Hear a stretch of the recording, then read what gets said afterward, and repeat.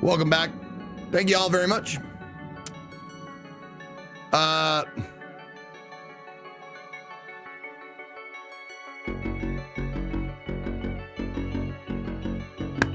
Playing some Magic today, and I'm having a blast, chilling out, talking to my good friend, Adam Cthulhu, who is showing me the new ropes of Magic. I have played Magic. I was addicted to it for a space of 8 or 9 years in my youth. So I know the core mechanics, but learning the new cards is going to be like the big slog, is like recognizing when a card is played, what happens when that card is played, and what that card does. That's going to be the thing. The newer mechanics aren't super tricky. It's just knowing that if I see this card, he probably has this other card in the deck. She has, you know, a blank deck, so she's going to have this stuff. So I'm going to have to watch out for this, yada, yada, yada. So it is fun to relearn this stuff, and I'm having a good time. And if you are able to stick around at the end of the cast, I'm just gonna let you know, I'm gonna buy more packs, and with money that you have provided me with, because it's gambling. It's basically gambling. And Cthulhu was nice enough. He linked me deck builds. He was nice enough to link me deck builds.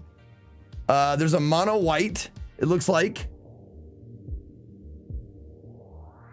Oh, and he deleted one. Oh, he edited it. A mono white and a red blue. So, okay. But before we go back to any of that shit, we are going to be treated to some some fanfic from our very own Alethea Ashton fanfic of the Glitch Bitch and IronFace. Now, if you don't know who either of those guys are, IronFace is a character created by Dan Paul, DP, of the Sour Kool-Aid Show. When he was between the ages of 9 and 11, he wrote all of these stories, and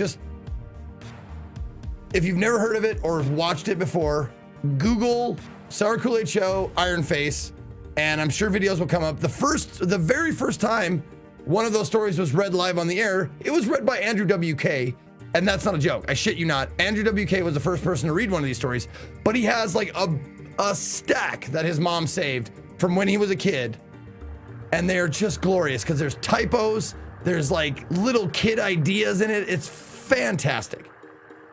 Glitch Bitch is a character that I created on Halloween because my mods at TwitchCon were nice enough to pitch in and give me a gift of a GIMP mask.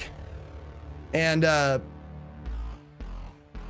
wore it on Halloween and created a character called the Glitch Bitch. And the Glitch Bitch is a pansexual or omnisexual GIMP being that kind of, I use a voice changer, but kind of talks like Buffalo Bill. So you can look that up too. It's in my previous broadcasts. Should be highlighted. All right, so let's see. Where is it? There it is. IronFace Redo Part 2, a Christmas special. Alethea says the Christmas special title is actually kind of a bullshit placeholder title because I still can't choose between my two favorites. The original working title, oh my God, you're really stressed over this. The original working title was IronFace Redo Pimps Up, Hose Down, 6 Feet Underground.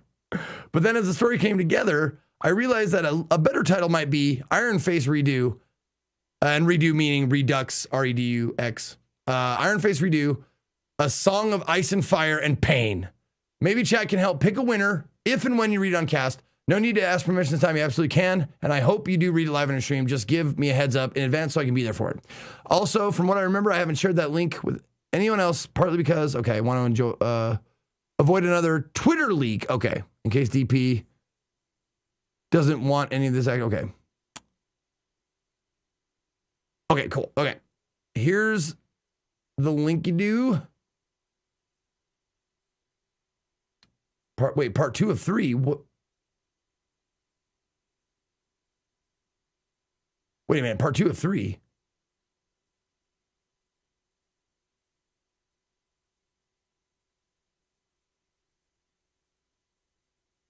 So hold on. Are you planning on?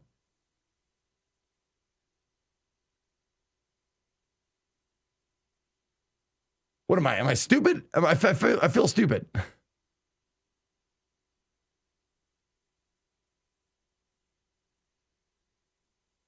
Bullshit placeholders are my favorites.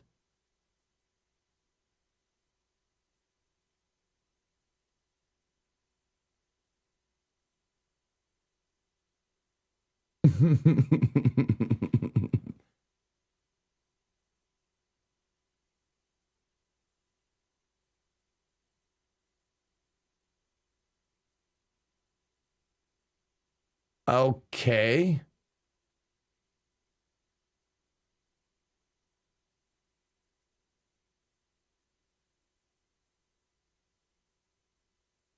You already read part 1. Yeah, that's I was thinking that, but it says part 2 of 3, so that means you're like planning on making a third one. That's what you're saying, right? Okay. Here we go. IronFace redo a Christmas special, or Pimps Up Hose Down 6 feet underground, or a song of ice and fire and pain by Alethea Ashton. You guys ready for this? Here we go.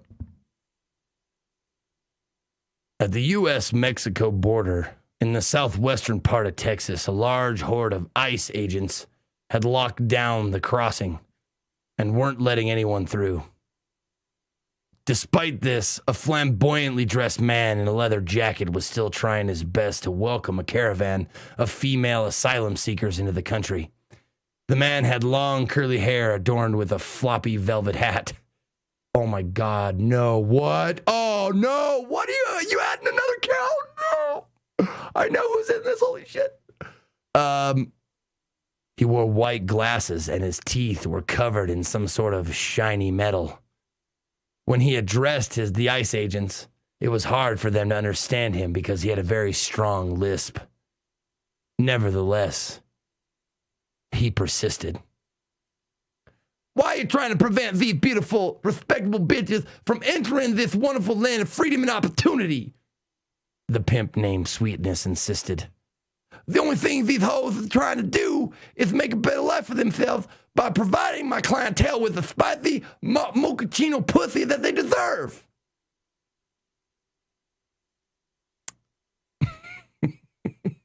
Oh, they desire. They desire. And then I'm going to read this part, even though it says don't read this part. It says, in brackets, in red, highlight, it says, don't read this part, but maybe ad-lib a longer rant here in the true spirit of Sweetness. Your call. Have fun with it. I love it. I think it's better that I read it like that. Okay. You asshole. I know. I mean, what do you expect? In the middle of Sweetness's rant, the ICE agent he was talking to rolled his eyes. Let me actually get this a bigger font here. There we go. The ICE agent he was talking to rolled his eyes at the belligerent pimp and flipped the switch on his ice blaster ray gun. A high-pitched electronic whine grew slowly less audible as the weapon charged up.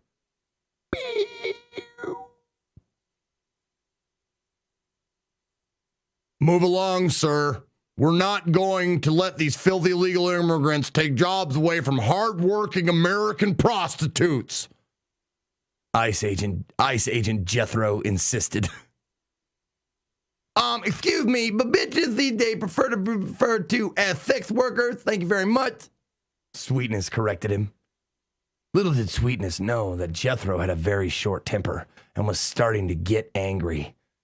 Jethro lifted his ice laser gun and started to slowly squeeze the trigger when Sweetness pulled out his smartphone and began recording.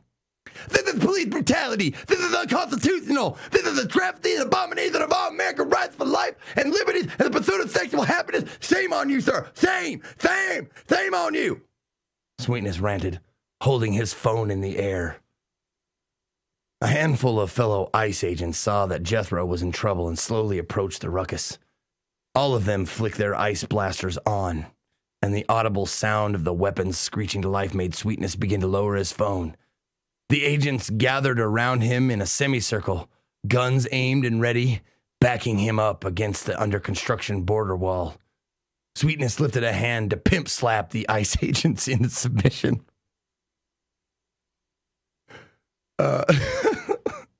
Sweetness lifted a hand to pimp slap the ICE agents into submission. But the agents were too quick for him. One of them got a shot off and pinned Sweetness's pimp hand up against the wall, freezing it in place. Sweetness pulled at his own wrist, struggling to get his hand free from the block of ice, when something completely unexpected happened. 5 minutes earlier, on the other side of the under-construction border wall, the air above the asphalt shimmered with the ambient heat of the desert as Glitch Bitch and IronFace walked north on CH Highway 67 through the eastern region of Chihuahua, Mexico.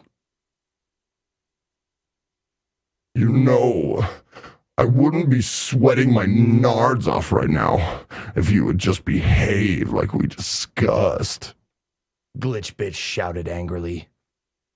IronFace shrugged, which was probably the closest thing Glitch Bitch would ever get to an actual apology. The two hadn't spoken since they washed up on the western shore of the Gulf of Mexico a couple of days earlier. They washed up on the Gulf of Mexico. I love it. But their journey there was quite a trek indeed. Unlike the unlikely couple met for the first time several weeks ago when they massacred a group of protesters, soldiers, and law enforcement officers together. It was the most violently romantic experience either of them had ever had. After several months of erotic exploration and double murder, Glitch Bitch decided to surprise IronFace with a holiday gift. He bought some, he is like I think it's what Glitch Bitch prefers. He bought some discount tickets for a Caribbean Christmas couples cruise on Carnivore Cruise Lines. I like that. Carnivore Cruise Lines is good. Glitch Bitch tried to teach IronFace how to behave during the day so that they could enjoy their vacation undetected. And if he was a good boy, then they would sneak into the cabins of other passengers at night and murder them to death with sexual torture. That way, they could enjoy their cruise without getting kicked off the boat, and also satisfy their insatiable bloodlust. Unsurprisingly, Glitch Bitch's plan didn't last long. It was just before noon on the first day when IronFace snapped. He was sitting on the edge of the kiddie pool and soaking his feet in the warm water. Just imagine fucking IronFace, the nightmare of terror, soaking his feet in the kiddie pool. I love it. When he noticed that two small toddlers standing next to him were excreting yellow clouds of urine into the pool. That made him mad. So he grabbed both children by the throat and started slamming their skulls together repeatedly. Just grab them.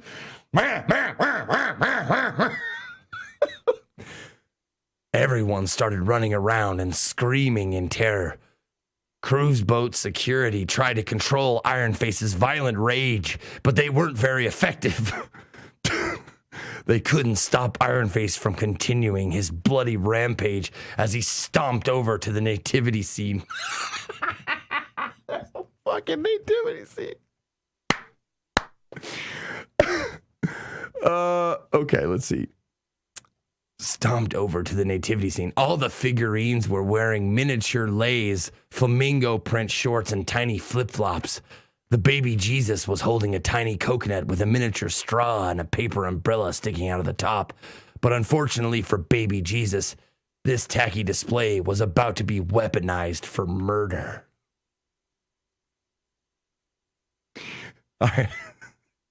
IronFace started by shot-putting the 3 wise men figures into the crowd of angry people who were trying to stop him. 17 families and 4 dogs were brutally murdered in the process. I love the specificity. Oh, that's so good because DP does that all the time in his childish stories. Very specific numbers. IronFace then stomped violently all over the baby Jesus, smashing it to 500 million pieces and shaking the entire boat like an earthquake. IronFace can stomp like a motherfucker, and they're shaking the boat. He's stomping and the boat's just shaking. Iron Fist Leadfoot, what's up? How you doing? A couple of young newlyweds were at the front of the boat trying to recreate an iconic scene from the movie Titanic when this happened. Oh, no, no, no. The violent shaking sent them tumbling over the rails where they were viciously and sexually assaulted to death by a gang.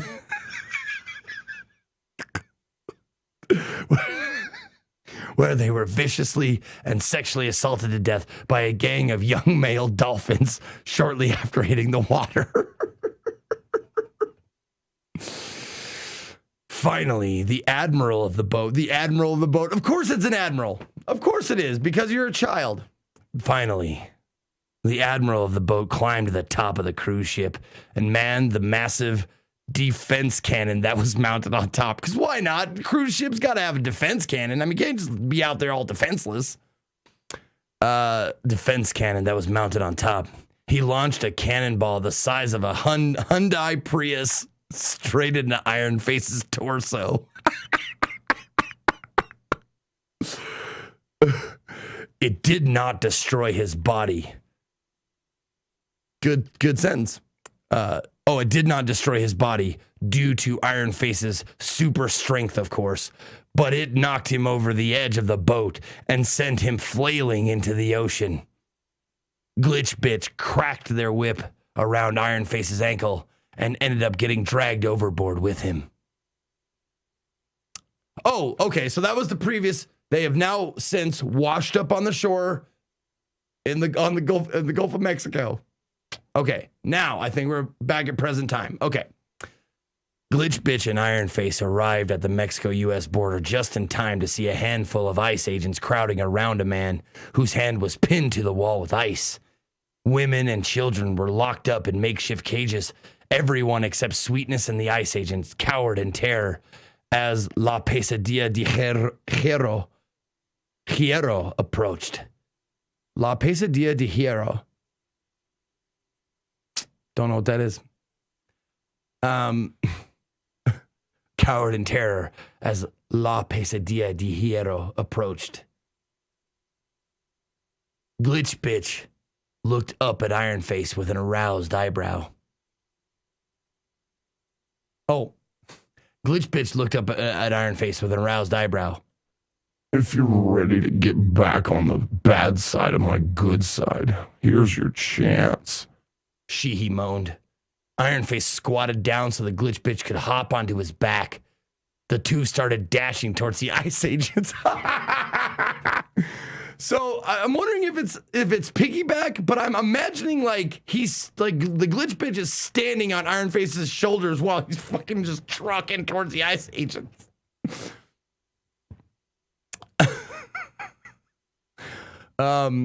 Glitch Bitch cracked their whip around an ICE agent's arm. The razor-sharp steel tip severed the limb from his body, and Glitch Bitch reeled it back in, ice blaster ray gun still clutched in the now-dead hand. Oh, Glitch Bitch got an ice gun now. Uh-oh. The gun purred with a high-pitched hum that got Glitch Bitch moist with excitement. He jumped off of IronFace's back and began firing, turning several of the ICE agents into human ice sculptures. As Glitch Bitch set them up, IronFace knocked them down like hollow bowling pins. He punched the frozen ice agent Jethro with an uppercut that shattered his body into 37 separate pieces and launched them into the thermosphere.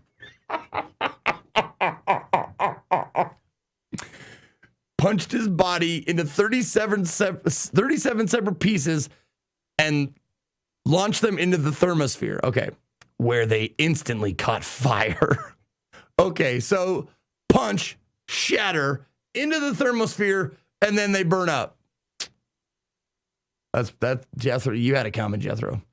The body parts then fell back to Earth. Oh shit, we ain't done yet. The body parts then fell back to Earth, igniting wildfires and burning down houses and bridges. Just houses and bridges. The agent's flaming head landed in a large bowl of Karen's raisin potato salad at a local neighborhood cookout. Attendees were even more horrified by the severed head than they were by the bland, disgusting side dish it had rendered inedible. Glitch Bitch was overwhelmed with excitement at the sight of all the carnage, so much so that he started dry humping the nearest frozen ice agent. IronFace looked back over his shoulder, saw what was happening, and flew into a jealous rage. Uh-oh. We've never seen IronFace jealous before. So this could be bad. We've seen him mad. We've seen him rage. We've never seen him jealous. So, okay. I will need to shoot to bed, my friend. Absolutely happy to jump on this again if you want to. Oh, yes. Drive five decks in Discord, 4 of which pretty cheapish. Best of 1, aggros, and 1 of which is a dragon-based bolus rocker. Thank you, Call of Cthulhu. Thank you very much for joining me, and thank you for your being so generous with your time and helping me out. Let's see. Where's the jealous rage? Oh, there it is. Okay. IronFace looked back over his shoulder, saw what was happening, and flew into a jealous rage. He destroyed Glitch Bitch's new frozen sex doll with 3 violent spinning back kicks. He did 3, like I'm guessing it's like Ken or Ryu, like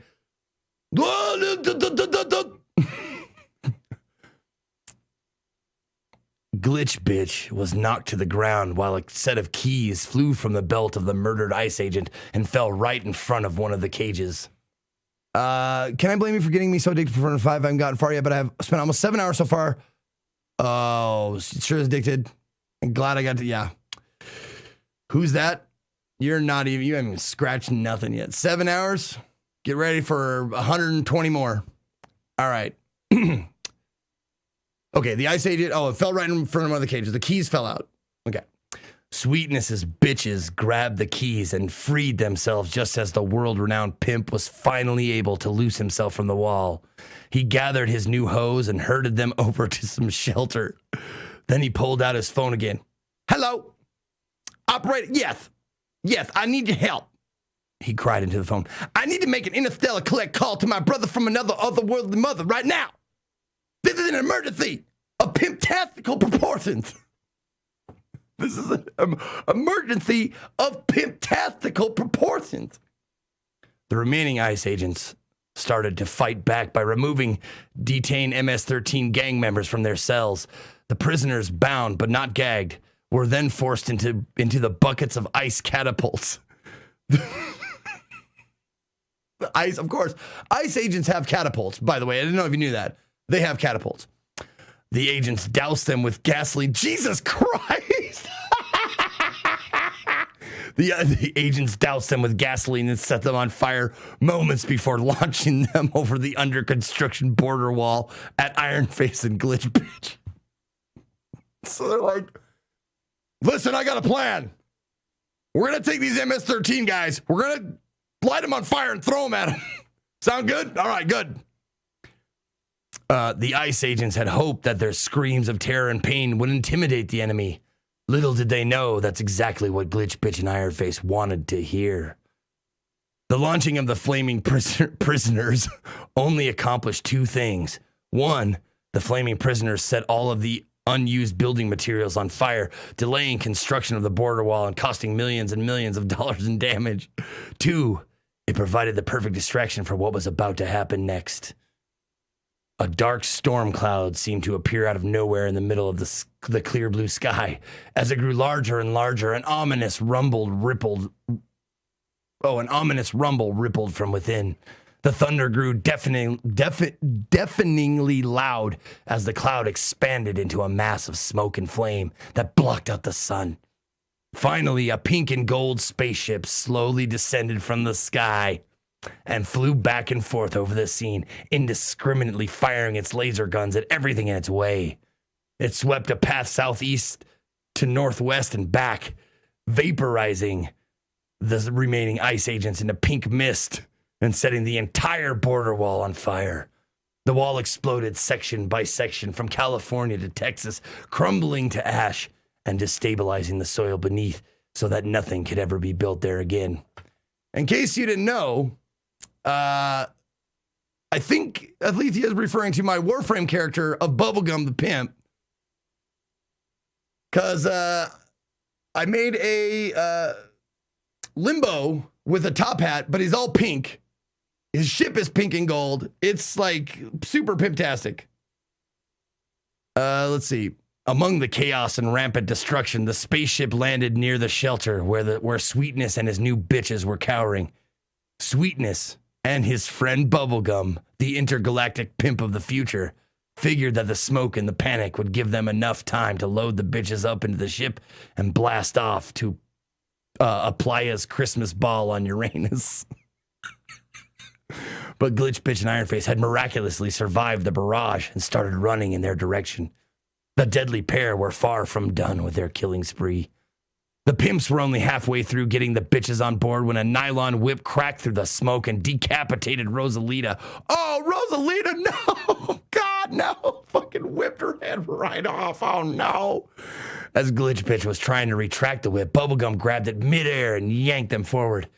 He flew through the cloud of smoke and landed face first into backhand side of Bubblegum's bitch-slapping glove. Trademark symbol. So Bubblegum grabs it, bitch slaps the Glitch Bitch. The disorienting force of the blow sent Glitch Bitch sailing 23 meters back across the border into Mexico. This time the Glitch Bitch didn't get back up. Oh, Bubblegum with a pimp slap. Oh, it's Playa's Christmas ball. Because honestly, Playa, Playa, is what we call the desert in Burning Man. Like out on the playa. And it's spelled the same way. That's why I said playa, not playa. So it's Playa's Christmas ball on Uranus. Gotcha. Okay. Let's see. With Glitch Bitch out of the way, Bubblegum bullet jumped forward into the mist. His pink-ass pimp cape fluttered beautifully behind him as he barreled headfirst into IronFace's torso and knocked him on his ass. Uh-oh. IronFace's abdominal muscles were still sore from the cannonball. That's right. And the blow knocked the wind out of him. Oh, shit, he's hurt. Oh, shit, IronFace is hurt. Bubblegum had IronFace right where he wanted him. He walked up to his injured foe with his pink space pistol drawn and his finger on the golden trigger. IronFace was doubled over with his hand on his side, gasping for air. Bubblegum aimed the barrel of his pimp gun right at the lone screw in the middle of IronFace's mask and pulled the trigger. This looked like the end for IronFace. Except it wasn't. The blast ricocheted off the iron mask like it was nothing, doing little more than loosening that middle screw. IronFace looked up at Bubblegum, glaring pure rage at him from underneath the eye holes of his mask, and he grasped the barrel of his gun, crushed the pistol in his bare hand like it was made of aluminum foil, and stood back up on his own 2 feet. Bubblegum tossed the pistol aside and pulled out his mattock staff. He dashed and danced around IronFace, unleashing a volley of lightning-quick strikes with the two-handed weapon, but IronFace was just too fast for him. He dodged every blow as if he knew they were coming. IronFace eventually snatched the staff out of Bubblegum's hand, pulled the trigger, and blew a basketball-sized hole through his torso with it. But he wasn't done yet. He grabbed Bubblegum by the shoulder, used his other hand to plant the staff firmly in the ground, and he impaled Bubblegum upon it.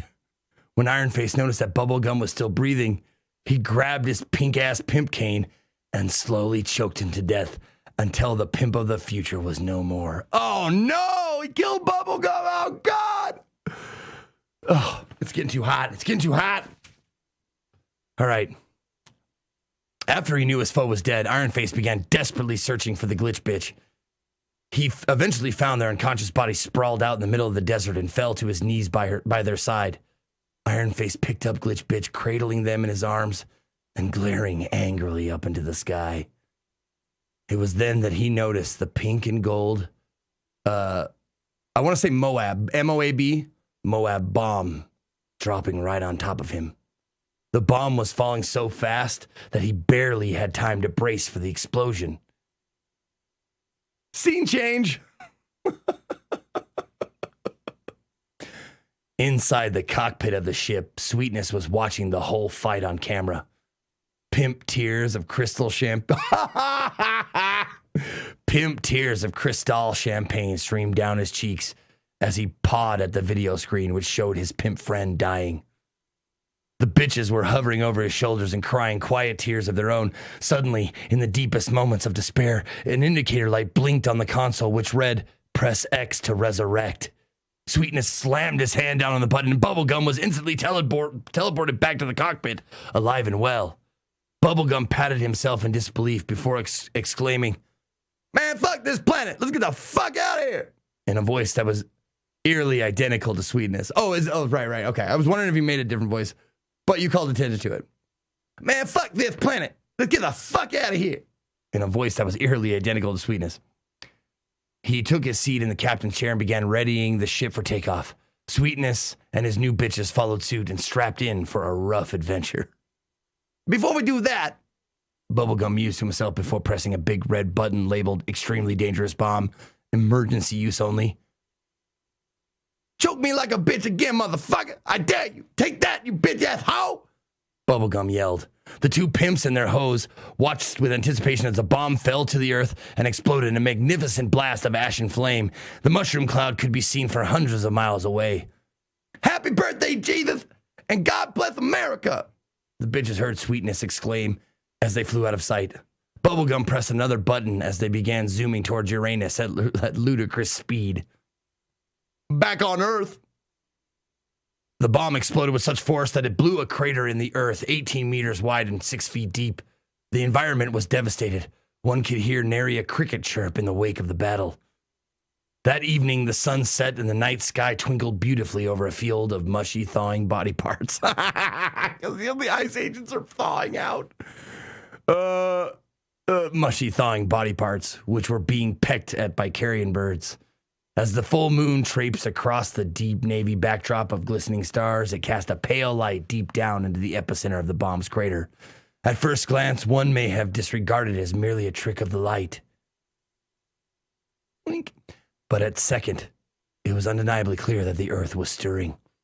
After a few seconds of dry soil shifting and undulating, a large muscular fist burst out of the ground. It was clutching a black nylon whip with a razor-sharp steel tip that glinted in the pale moonlight. The end! Yay! Thank you, Alethea. That was awesome. And there's an afterwards that says, since some of you fuckers bitched about it last time, here's a fucking something. Hold on.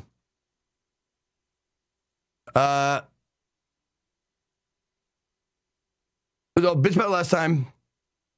Here's a fucking teaser in a box paragraph at the end of the story advertising the next one. You're welcome. DP would do this. He'd have a little box at the end of the story saying, if you like this story, do this. If you missed part 1 of IronFace redo series, IronFace versus Glitch Bitch, the showdown, feel free to browse the VODs at www.twitch.tv/Ezekiel the third videos, or ask Scott to get up off his lazy ass and upload it to YouTube already. P.S. Fuck you, Scott. Also, you really need to check out the original IronFace stories from DP of the Sour Kool-Aid Show, if you haven't already. With DP's horrifically violent imagination as a young boy, IronFace redo wouldn't exist, and credit needs to be given where it's due, damn it. Thank you, DP, for being a drunkenly... Jesus Christ! You scared me! God damn it. I want to hear more stories. Well then, there's IronFace stories aplenty out there on the internet.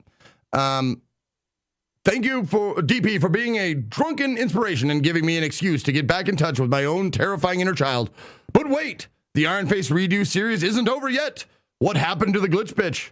Why is IronFace wielding their whip now? And will mankind ever make it to Mars? Find out the answers to these important questions and more in the third and final installment of the IronFace redo series, IronFace in... Hold on. Come on, where are you? There you are. There. IronFace in space. There it is. That's it. Thank you, Alethea. Thank you so very much. I appreciate that. I love it. So good. IronFace. Fanfic. If you guys haven't checked out any of the IronFace, I really suggest you do. I want someone to collect all of the readings of them because they've been on different channels. They've been on my channel. They've been on DP's channel. I think maybe one of them was even on Man's channel. I'm not sure. But I want them all collected into one place and put on a playlist on like his YouTube channel because he has one, I think.